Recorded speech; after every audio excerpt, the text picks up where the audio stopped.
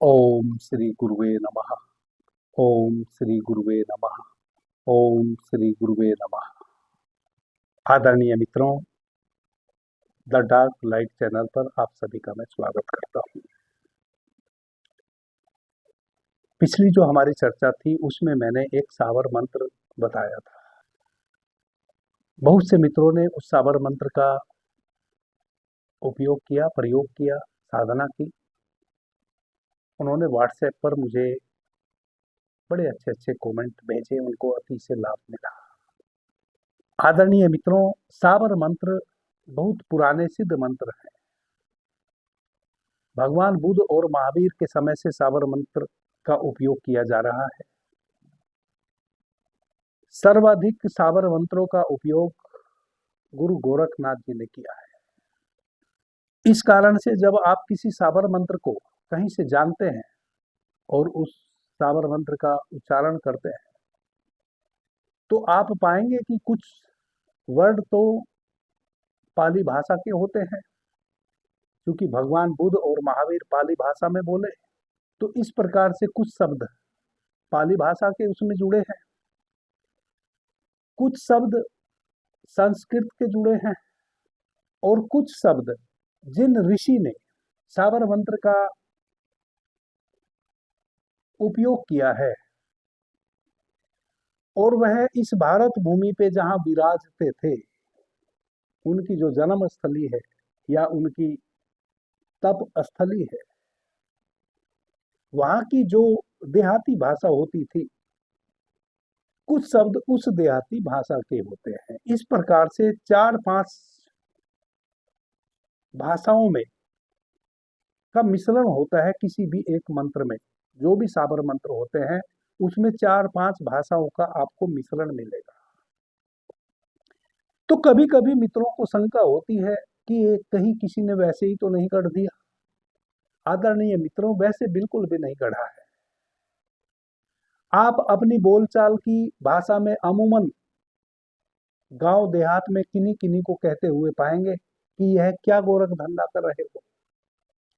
कोई कोई व्यक्ति अनेकों कार्यों में लिप्त रहता है और उसका कोई भी कार्य सदता नहीं, तो वैसे व्यक्ति को कहा जाता है कि यह क्या गोरख धंधे में लगे हो, किसी एक कार्य को करो। क्या अनेकों कार्यों में अपनी ऊर्जा को नष्ट कर रहे हो? एक करोगे तो फल प्राप्त कर लोगे, विभिन्न कार्यों में लगे रहोगे तो कुछ भी ना कर पाओगे। इसका यह मतलब होता है। तो अमूमन गांव देहात में लोग कहते हैं कि यह क्या गोरख धंधा कर रहे हो।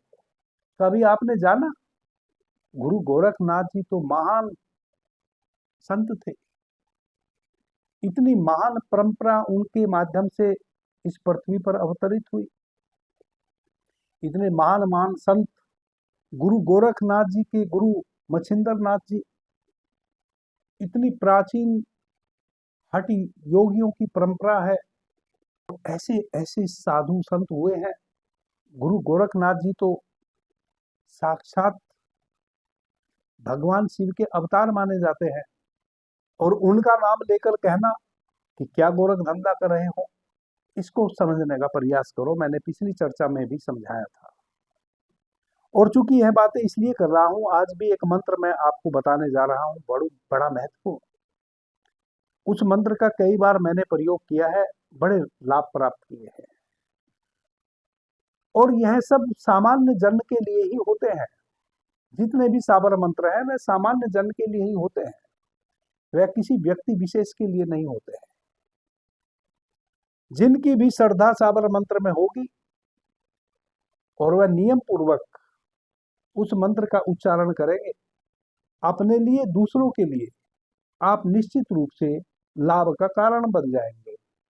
तो गुरु गोरखनाथ जी जैसे महान संत को, जिनको भगवान शिव का अवतार माना जाता है, उनके विषय में कहना कि क्या गुरु गोरख धंधा कर रहे हो, इसका मतलब यह था कि गुरु गोरखनाथ जी एक ऐसे महान संत थे, इतने दिव्य पुरुष थे, जो चीजें उनको छू लेती थी वह दिव्य हो जाती थी।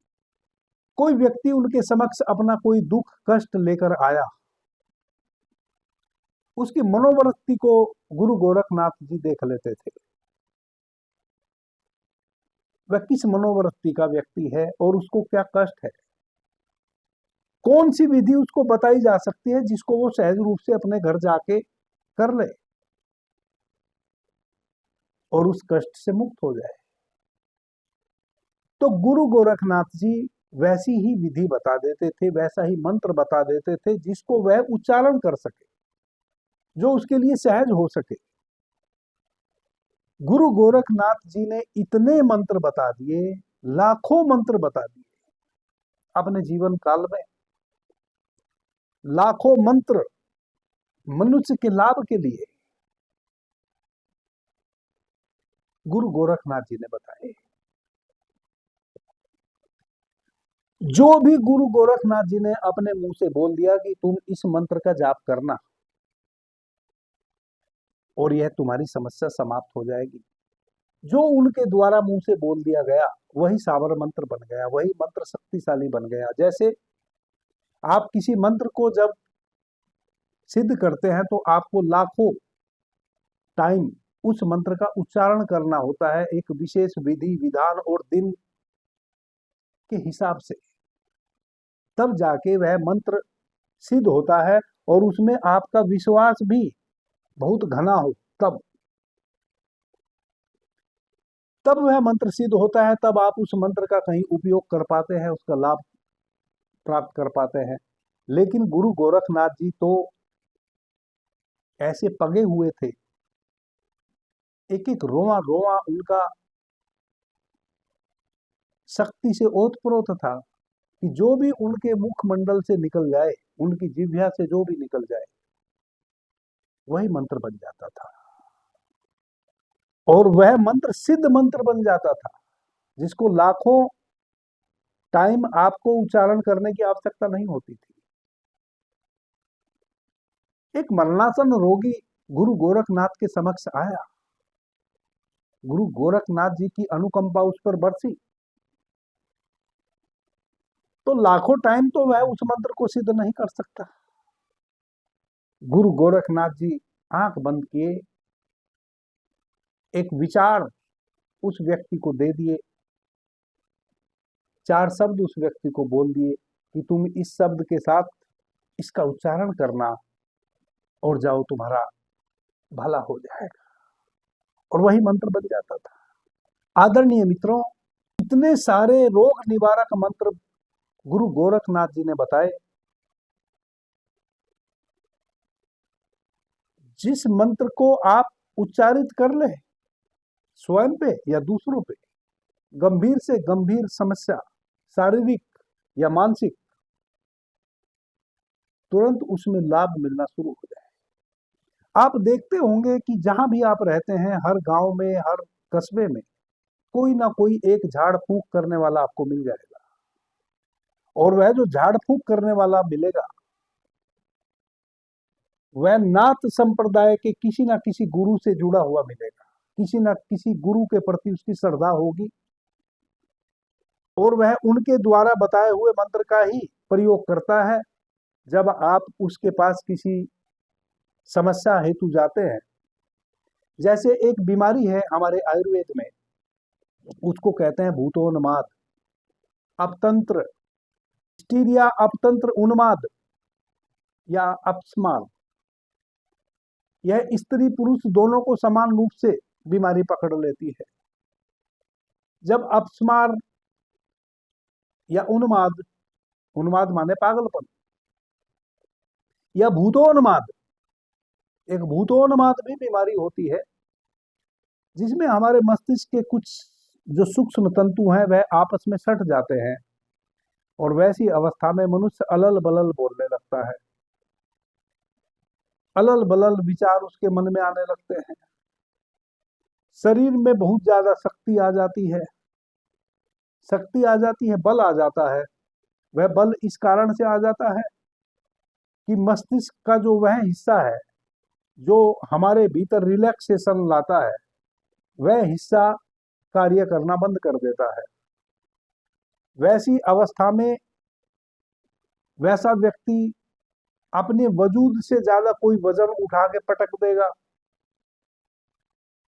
या कुछ भी अलल बलल ऐसा शक्ति प्रदत्त कार्य करेगा जिसपे आपको भरोसा नहीं होगा कि इतना तो इसके भीतर वजूद भी नहीं था जितना इसने कठोर कार्य कर दिया। किसी को उठा के पटक देगा, ऊंचा ऊंचा उछलने लगेगा, चिल्लाने लगेगा, दीवालों में घूंसे मारने लगेगा। कुछ भी वैसा व्यक्ति करने ऐसा लग जाएगा कि आपको लगेगा कि इसको भूत प्रेत पकड़ लिए है। असल में वह भूत प्रेत नहीं होते हैं, वह मस्तिष्क की कुछ सूक्ष्म जो तंतु है वह एक दूसरे में सट जाते हैं किसी कारण से। अधिक मात्रा में पेट में गैस बन रही हो, कॉन्स्टिपेशन, कब्ज बहुत दिनों तक रह जाए, किसी लंबी बीमारी से ग्रस्त रह जाए, अचानक कोई सदमा लग जाए, बहुत कारण उसके पीछे होते हैं। जो सिद्ध मंत्र होते हैं यह इतने शक्तिशाली मंत्र होते हैं कि इन सिद्ध मंत्रों के माध्यम से आप उस समस्या को ठीक कर सकते हैं जो जिसको भूतोन्माद कहते हैं। यह सब हमारे मस्तिष्क की बीमारी है। केवल मंत्र फूंक देने से, झाड़ फूंक कर देने से ऐसी समस्याएं ठीक हो जाती हैं। किन्हीं किन्हीं को शरीर में गंभीर रोग हो जाते हैं, किसी को बुखार ही नहीं टूट रहा है, किसी को दर्द बढ़ गया है शरीर में, घुटनों में, कहीं भी।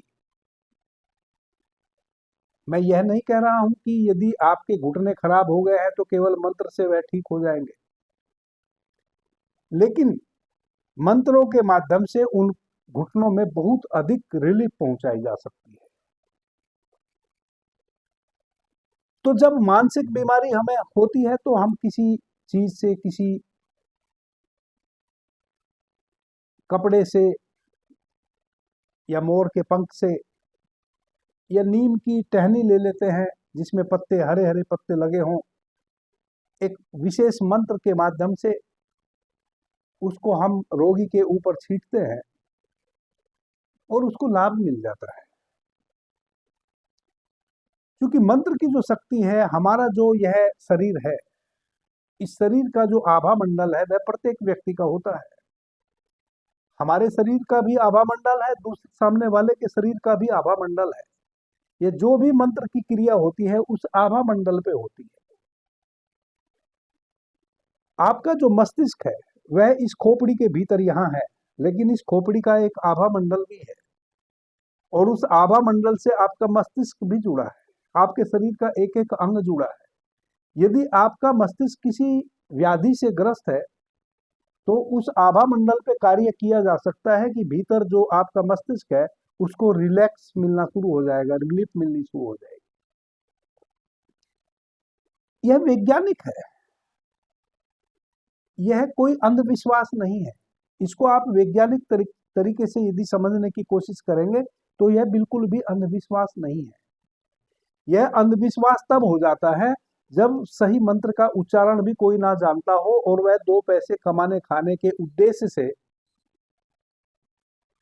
उजूल फुजूल मंत्रों का उपयोग करके वह उसकी विद्या जानता भी ना हो और वह यह भी ना जानता हो कि उसको शारीरिक रोग है कि मानसिक रोग है और उसका प्रयोग करे, तो वह असफल हो जाता है। तब हम मानते हैं, तब हमें लगता है कि नहीं, यह कुछ नहीं है। लेकिन यदि पता हो कि मानसिक रोग में हमें क्या करना है और शारीरिक रोग में हमें क्या करना है, तब यह जो साबर मंत्र होते हैं यह बहुत महत्वपूर्ण रोल अदा करते हैं। मैं फिर से आपको दोहरा दूं कि प्रत्येक व्यक्ति का एक आभा मंडल होता है। आदरणीय मित्रों, एक बहुत अच्छी हीलिंग का प्रोसेस है, उसको कहते हैं प्राणिक हीलिंग। वह जो प्राणिक हीलिंग है उससे आप स्कैन करके पता कर लेते हैं कि सामने वाले के शरीर में कहाँ डिस्टरबेंस है और उसको बगैर छुए आप उसकी सफाई करके नमक के पानी में उसको उड़ेल देते हैं। मैं उस विद्या को जानता हूँ, बहुत सारे मित्रों को प्राणिक हीलिंग के माध्यम से लाभ पहुंचाया हूँ। जैसे आपके कंधे में यदि दर्द है तो कंधे के पास जो आपका औरा है, जो आपका आभा मंडल है, वह भी डिस्टर्ब है।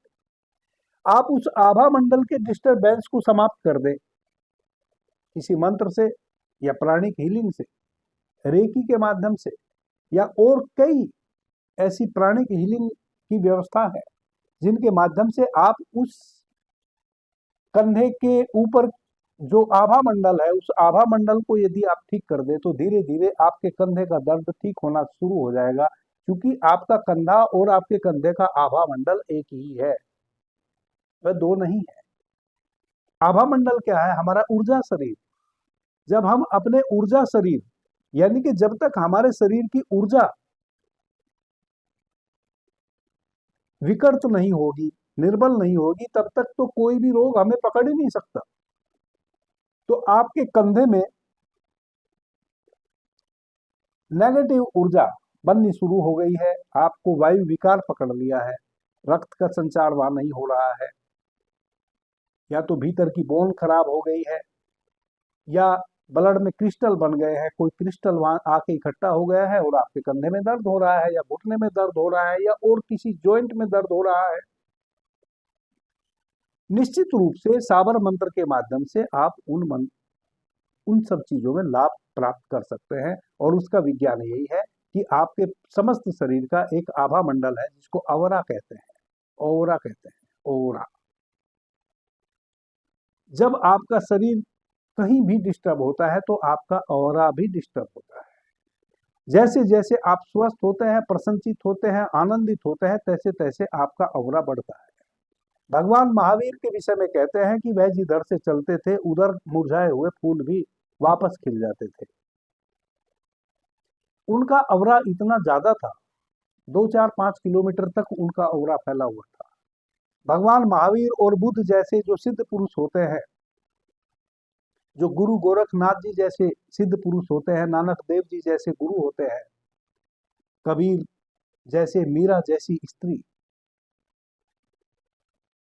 जो परम ऊंचाइयों को छुई हुई होती है, उनका ऑरा बहुत बड़ा होता है। उनके ऑरे में जब जिधर से वह चलते हैं, उस जितना उनका वह ऑरा है, ओरा बढ़ा हुआ है, आभा मंडल है, उस आभा मंडल में जितनी चीजें पड़ जाएंगी वह स्वस्थ होना शुरू हो जाएगी, क्योंकि वह पूर्ण स्वस्थ है। उन्होंने अपनी ध्यान की शक्ति से अपने ऑरा को बढ़ाया है। वह इस समस्त के साथ बहुत घनी मात्रा में जुड़े हैं। तो आज का जो मंत्र है, पिछला जो मंत्र मैंने बताया था, कुछ मित्रों को लाभ मिला है, कुछ मित्रों के प्रश्न आए हैं।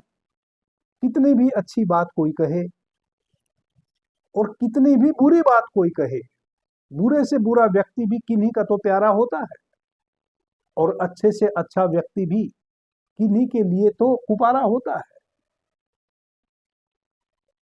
मेरी कोई ऐसी चर्चा नहीं है जिसमें 2-4 गलत कमेंट मुझे ना आते हो। वो अनिवार्य है, वो बैलेंस करते हैं। कुछ लोग मुझे भगवान बताने लगते हैं, कुछ लोग कहते हैं कि गुरुजी आप हमारे जीवन में आ गए, हमारे भाग्य तर गए। तो कोई एकाध व्यक्ति गाली देने वाला भी चाहिए, ताकि संतुलन बना रहे। अधिक मित्रों ने अभी तक जितनी भी चर्चाएं मेरी YouTube पर हैं, या मैं समक्ष होकर भी जितनी चर्चाएं किया हूं, 2001 से मैं जो भी मैं जानता हूं उसको जनवाने की कोशिश कर रहा हूं। YouTube पे तो मैं अभी आया हूं। हजारों लोगों में कोई 1-2 व्यक्ति ही नहीं कभी नेगेटिव मेरे विषय में सोचा होगा। वह अनिवार्य है उनका सोचना। मुझे भी अपनी कही हुई बातों पर पुनः विचार करना पड़ता है कि कहीं मैं गलत तो नहीं हूं। अगर कहीं हूं तो उसमें मैं सुधार कर लेता हूं। आदरणीय मित्रों, आज का जो मैं मंत्र बता रहा हूं उसको आप 2 प्रकार से प्रयोग में ला सकते हैं। यदि मानसिक बीमारी से कोई व्यक्ति ग्रस्त है या हम स्वयं, तो किसी भी मंत्र को, जैसा कि मैंने कहा कि सिद्ध मंत्र होते हैं, जितने भी साबर मंत्र होते हैं वह स्वयं सिद्ध होते हैं, क्योंकि वह बहुत महान गुरुओं के द्वारा उच्चारित किए गए हैं, और वह बहुत महान गुरुओं के द्वारा सामान्य जनमानुष के लाभ हेतु उच्चारित किए गए हैं। इस कारण से उसको सिद्ध करने की आवश्यकता नहीं होती है। तो सर्वप्रथम जो भी मंत्र में आपका भाव जुड़ जाए, आपकी श्रद्धा जिस मंत्र के प्रति जग जाए, उस मंत्र को आप एक कागज पे नोट कर लें। पहले उसको 2 4 10 बार रटे, उसके बाद कम से कम 108 बार, मैंने पीछे बताया था ना, इससे पिछली चर्चा में, कैसे हम सभी सिद्ध पुरुषों को नमन करें, जो बीत चुके, जो वर्तमान में हैं और जो भविष्य में होने वाले हैं।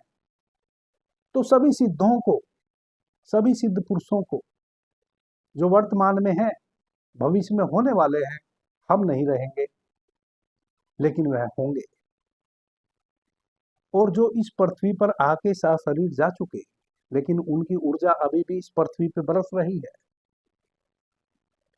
उन सभी का स्मरण करते हुए, उन सभी को नमन करते हुए, जिस मंत्र में भी आपकी मेरे बताए हुए मंत्र में श्रद्धा जगे, उस मंत्र को साफ स्वच्छ वस्त्र धारण करके, स्नान इत्यादि करके, धूप दीप इत्यादि जलाकर आप उत्तर दिशा में बैठ जाएं मुंह करके, और 108 बार एक बार उस मंत्र का उच्चारण कर लें। वैसे तो वह मंत्र सब सिद्ध ही होते हैं, लेकिन 108 बार जब आप उच्चारण कर लेंगे तो आपकी श्वासों की माला बन जाएगा वह मंत्र। फिर आप उस मंत्र को कभी भूल नहीं पाएंगे, एक बात। दूसरी बात, आपका जो श्वासों का रिदम है, उस रिदम में वह मंत्र ढल जाएगा। जब उस रिदम में वह मंत्र ढल जाएगा, तभी आप किसी को लाभ पहुंचा पाएंगे। यदि आप स्वयं पीड़ित है तब भी, और दूसरा कोई पीड़ित है उसके लिए यदि आप उस मंत्र का उच्चारण करेंगे, तभी आप उसको लाभान्वित कर पाएंगे। तो 108 टाइम आप उस मंत्र का उच्चारण कर लें, ताकि आपके साथ, आपकी श्वासों के साथ उस मंत्र की लयबद्धता बन जाए। प्रत्येक व्यक्ति की श्वास लेने की एक सीमा है। कोई 2 मिनट तक श्वास को रोक सकता है, कोई 1 मिनट तक रोक सकता है, कोई 5 मिनट तक, कोई इससे भी अधिक। तो आपके श्वास के साथ एक रिदम बन जाए मंत्र का। जब आपकी श्वास के साथ रिदम बन जाए, सभी सिद्ध पुरुषों को नमन करते हुए आप साध लें। अब आप जब चाहें तब उसका उपयोग करें। जब आप उसका उपयोग करेंगे, किसी पर भी अनिवार्य नहीं है कि आप उस समय नहाए हुए हों या बिना नहाए हुए हों।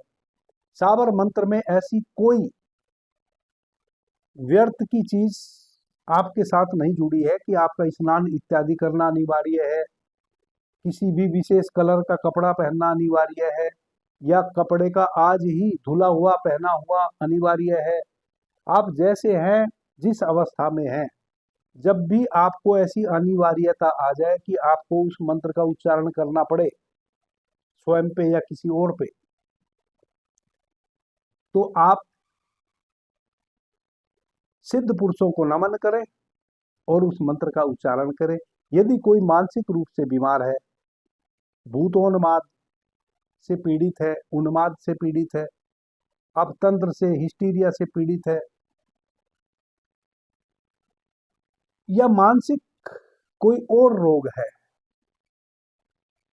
तो आप एक रुमाल ले लें, एक कपड़ा ले लें छोटा सा, उस कपड़े को अपनी मुट्ठी में देखें कि आपका कौन सा स्वर चल रहा है। यदि आपका चंद्र स्वर चल रहा है तो अपने बाएं हाथ में उस रुमाल को मुट्ठी में ले लें। यदि सूर्य स्वर चल रहा है तो दाहिने हाथ में उस रुमाल को मुट्ठी में ले लें, और उसके अपने उस रुमाल को कम से कम 6 इंच अपने मुंह से अलग रखें, मुट्ठी को। उस मंत्र का 5 बार उच्चारण करें। एक बार उच्चारण किया, इस भाव से उच्चारण किया कि मैं जो मंत्र का उच्चारण कर रहा हूं, उस मंत्र की शक्ति इस रुमाल में ऑब्जर्व हो रही है, यह रुमाल उसको अपने में अवशोषित कर रहा है। 5 बार उस रुमाल को फूके। एक बार मंत्र का उच्चारण किया, फूका, फिर दोबारा उच्चारण किया, फिर फूका। इस प्रकार से 5 बार नासिका से श्वास लें और मुंह से श्वास को छोड़ें। मंत्र का उच्चारण किया, फिर श्वास को उस व्यक्ति को 5 टाइम उसके मस्तिष्क पे आपका जौन सा स्वर चल रहा है उसी हाथ से उसके मस्तिष्क पे उस रुमाल को मारिए, ऐसे छींटिए इस भाव के साथ कि मेरे मंत्र की शक्ति इस व्यक्ति को मैं प्रदान कर रहा हूं और मंत्र की शक्ति इस व्यक्ति को जो इसका विकार है उसको दूर करने में सहयोगी बनेगी। जब आप उसके मस्तिष्क पे मारेंगे तो उसके मस्तिष्क का जो आवरा है, उसके सिर का जो आवरा है, जो आभा मंडल है, वह जो नेगेटिव आभा मंडल है वह टूटेगा आपके मंत्र की शक्ति से और उसको रिलीफ मिलनी शुरू हो जाएगी। यदि आप 3 दिन 5 दिन इस प्रकार से सुबह और शाम 2 टाइम उसको यह झाड़ा लगा सके तो निश्चित रूप से गंभीर मनोरोगी है उसको लाभ मिल जाएगा। इसके साथ साथ यदि वह किसी औषधि का सेवन कर रहा है करे, उसको आपको रुकवाने की आवश्यकता नहीं है। यदि कोई अपतंत्र हिस्टीरिया या उन्माद का रोगी है तो झाड़ा लगाने के साथ साथ एक टैबलेट आती है स्मृति सागर रस, बैद्यनाथ, झंडू, ऊझा, डाबर सभी बनाते हैं उसको। वह टैबलेट आप उसके परिवारजनों को लिख दीजिए। यदि आप स्वयं पीड़ित है तो स्वयं के लिए आप उसको ले आइए। 2-2 टैबलेट सुबह शाम ताजा पानी या दूध से उसको खिलवाइए और अधिक जल्दी लाभ मिलेगा। यदि उन्माद नहीं है, मिर्गी इत्यादि आती है, दौरा पड़ता है, क्योंकि इस प्रकार के रोगी भी होते हैं, मानसिक रोगी जिनको दौरे पड़ने लगते हैं, उसको भी इसी प्रकार से आप झाड़ा लगाइए और उसको ब्राह्मी बटी आप लिख दीजिए। 2-2 गोली सुबह शाम ब्राह्मी बटी का सेवन करें तो निश्चित रूप से दिन दूना रात चौगुना लाभ मिलेगा, बहुत जल्दी स्वस्थ हो जाएंगे। अब शरीर में जो दूसरे विकार हैं उनमें कैसे करें? उनके लिए यदि कहीं दर्द है, जैसे घुटने में दर्द हो जाता है, ये जितने भी हमारे ज्वाइंट है इनमें दर्द हो जाता है, वैसी अवस्था में एक मोटा कपड़ा ले ले, एक रुमाल ले ले, सूती, कॉटन का होना चाहिए, सूती होना चाहिए। दर्द वाले स्थान पे, मान लिया कोहनी में दर्द है, दर्द वाले स्थान पे उस रुमाल को लपेट दीजिए और जो मंत्र आज मैं बता रहा हूं उस मंत्र को 5 बार, एक बार आप दोहराइए और उस कपड़े पे इस भाव के साथ कि मैं अपने मंत्र की शक्ति सामने वाले रोगी को प्रदान कर रहा हूं और उसका दर्द इस शक्ति से मिट जाएगा। वह जो कोहनी में दर्द है उसका जो आवरा है कोहनी के आसपास का, जो नेगेटिव ऊर्जा से भर गया है, वह नेगेटिव ऊर्जा का भयकंप वहां से टूटेगा, शुद्ध ऊर्जा आपके मंत्र की शक्ति वहां प्रवेश करेगी। धीरे धीरे कोहनी में आराम मिलना शुरू हो जाएगा। कहीं भी कंधे में दर्द है, घुटने में दर्द है, कोहनी में दर्द है, गर्दन में दर्द है, जहां भी और कोई रोग है, पीठ में दर्द है, रीढ़ में दर्द है, कुल्ले में दर्द है, कहीं भी इसी प्रकार से उस स्थान पर रुमाल को डालें, मंत्र का उच्चारण करें और उसको अपने मुंह से फूके। जो भी वह चिकित्सा करा रहे हैं उनकी चिकित्सा को आप रोके नहीं, आप केवल एक शक्तिशाली ऊर्जा प्रदान कर रहे हैं सामने वाले को। क्योंकि यह सत्य है कि आपके शरीर का एक आवरा है, जो भी आपके शरीर में विकार होगा, जिस स्थान पे भी होगा, वहां का आवरा, वहां का आभा मंडल भी डिस्टर्ब होगा। उस आभा मंडल को यदि आप बाहर से मंत्र के द्वारा ठीक कर देते हैं तो भीतर की वह बीमारी भी उसी अनुपात में ठीक होने लगती है। अब हम मंत्र को जान लेते हैं, मंत्र क्या है। मैं एक एक अक्षर धीरे धीरे बताऊंगा, आप उसको लिख लेंगे और मैं वीडियो में नीचे एक पट्टी में भी इस मंत्र को चला दूंगा। 1 मिनट के लिए वीडियो में कहीं ना कहीं इस मंत्र को लिखकर चला दूंगा। पट्टी में चलाने की कोशिश करूंगा नीचे, वरना तो मैं इतने आहिस्ते से बोल रहा हूं कि आप इस मंत्र को लिख लेंगे। ओम अवतर अवतर देवी मम शरीरम परविश्य पूछम तस पविश्य सव्य जन में हरिये अरहंत सिरिये परमेश्वरिये स्वाहा। यह मंत्र है, इसको आप नोट कर लें। मैं कोशिश करूंगा कि एक लाइन में नीचे इसको चला दूं, या बीच में लिख के मैं 1 मिनट के लिए कहीं इसको पूरे वीडियो में चलाने का प्रयास करूंगा। आदरणीय मित्रों, यह बहुत ही शक्तिशाली मंत्र है। इस मंत्र को आपने सिद्ध करने की कोई आवश्यकता नहीं है। सूर्य स्वर में शनिवार, मंगलवार या रविवार, यह सूर्य स्वर दिन है। शनिवार का दिन, मंगलवार का दिन और रविवार का दिन संध्या में या प्रातः है, सूर्योदय के समय अपने सूर्य स्वर को, यह जो आपकी पिंगला नाड़ी है, इसको सक्रिय करें। सक्रिय कैसे करेंगे? बाएं स्वर को बंद कर लें, दाहिना स्वर कुछ समय में दाहिने स्वर से ही श्वास लें और छोड़ें। कुछ समय में आपका दाहिना स्वर सक्रिय हो जाएगा। इस चैनल पर मैंने स्वर को सक्रिय करने की बहुत सी विधियां बताई हैं। सूर्य स्वर सक्रिय कर लें। चूंकि इस प्रकार के जितने भी मंत्र हैं वह सूर्य स्वर में ही सिद्ध किए जाते हैं।